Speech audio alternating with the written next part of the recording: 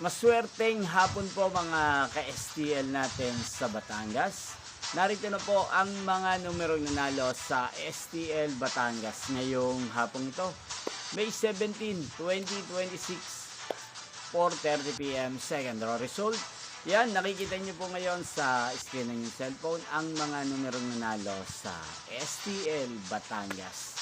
In exact order po yan. At kung maswerteng natayan nyo po ang mga numero niyan kanina, congrats po sa inyo.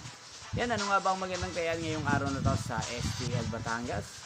Para po sa akin, bet ko pa rin ang number 5 at number 23.